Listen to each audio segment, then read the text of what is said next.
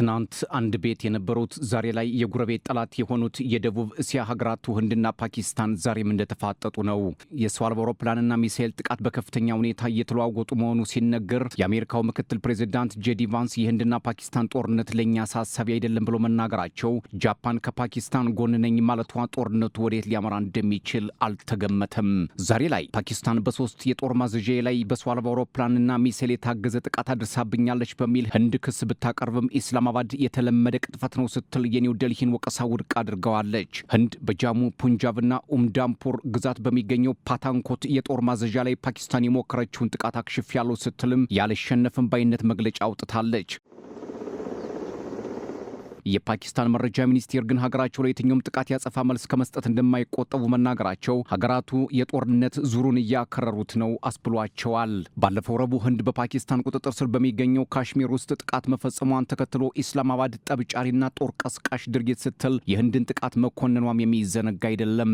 ከዚህ ጥቃት በኋላም የተባበሩት መንግስታት ድርጅትና የዓለም መሪዎች በሁለቱ ሀገራት መረጋጋት እንዲፈጠር ጥሪ እያቀረቡም ይገኛሉ። ከፓኪስታን ጥቃት በኋላ በወደብ ህዝብ በሚበዛባቸው የትራንስፖርት ስፍራዎች እንዲሁም በሌሎች ተቋማት ጥብቅ ቁጥጥር እንዲደረግ የህንድ ደህንነት መስሪያ ቤትም ትዕዛዝ አውጥቷል። ከሰሞኑ በተቀሰቀሰው ግጭት ህንድ የፓኪስታንን የአየር መከላከያ ማጥቃቷን ተከትሎ እንዲሁም ፓኪስታን የህንድን ወታደራዊ ኢላማዎችን ለመምታት ያደረገችው ሙከራ ማክሸፏን ብትገልጽም ኢስላማባድ ግን የተሳካ ጥቃት አድርጊያለሁ እያለች ነው። የሰሞኑ ጥቃት ከዚህ በፊት ከነበሩት ጥቃቶች ትልቁ እንደሆነም ተነግሮለታል። ህንድ ከፓኪስታን ጋር በገባችው ጦርነት ምክንያት በሰሜናዊ የሀገሪቱ ክፍል የሚገኙ 24 አየር ማረፊያዎችን መዝጋቷ ጦርነቱ ምን ያህል ከባድ መሆኑን ያሳያል ይላሉ የፖለቲካ ተንታኞች።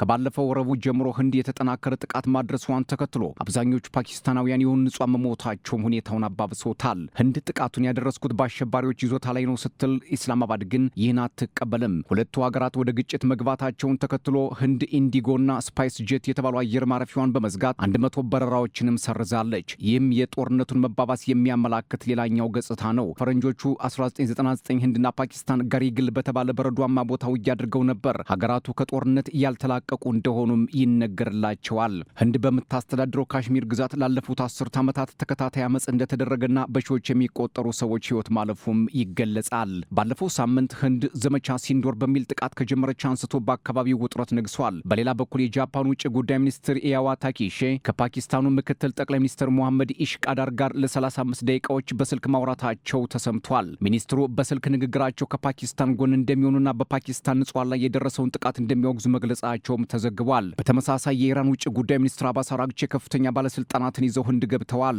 በቴህራንና ኒው ዴልሂ መካከል የጋራ ትብብር ለመፍጠርና የሀገራቱን ዲፕሎማሲያዊ ትስስር ለማጠናከር ያለመ ውይይት ማድረጋቸው ሲገለጽ፣ በተጨማሪም በቀጠናዊ ጉዳዮች መነጋገራቸው ተመላክቷል። አንዳንድ የፖለቲካ ተንታኞች ግን ጉዳዩን ከዲፕሎማሲያዊ ግንኙነት ባሻገር በሌላ መልኩ እየተመለከቱት ነው። አሁናዊውን የህንድና ፓኪስታንን ውጥረት ተከትሎ ሊሆን እንደሚችል ግምታቸውን እያስቀመጡም ይገኛል። የጃፓን አሰላለፍ በግልጽ የሚታይ ቢሆንም የኢራን ግን ከማን ጋር እንደሆነ የተባለ ነገር የለም። ጦርነቱ ዓለም አቀፋዊ ገጽታ እንዳይኖረውና ጎራ እንዳይለይ ካሁኑ ተፈርቷል ሲሉ ጉዳዩን የሚከታተሉ ምሁራን መናገራቸውን ቀጥለዋል። ህንድና ፓኪስታን ወታደራዊ እርምጃ መውሰዳቸውን ተከትሎ አንዳቸው ሌላኛውን እየከሰሱ ነው። ህንድ በፓኪስታን መቀመጫውን ያደረገውን የላሽካር ኢታይባ ታጣቂ ቡድን ባለፈው ሳምንት በፈጸመው ጥቃት 26 ዜጎች ህይወታቸው ማለፉን ተከትሎ እንዲሁም ትናንት ሐሙስ በተለያዩ የፓኪስታን ግዛቶች በተፈጸመው የሰው አልባ አውሮፕላን ጥቃት ጉዳት ለደረሰባቸው ሰዎች የበቀል እርምጃ እንደሚወስዱ የፓኪስታን ጠቅላይ ሚኒስትር ሸሪፍ ሻባዝ ቃል መግባታቸው ሁኔታውን ይበልጥ አባብሶታል።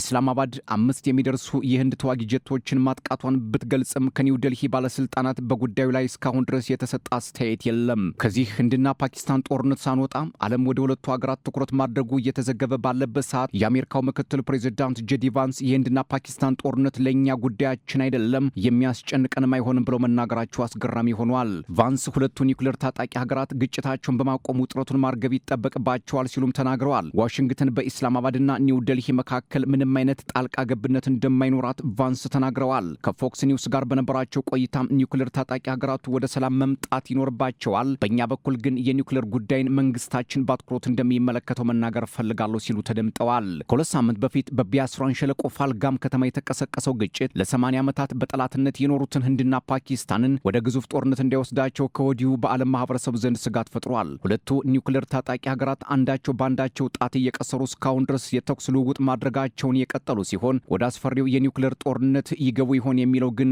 በይደር የሚታይ ይሆናል።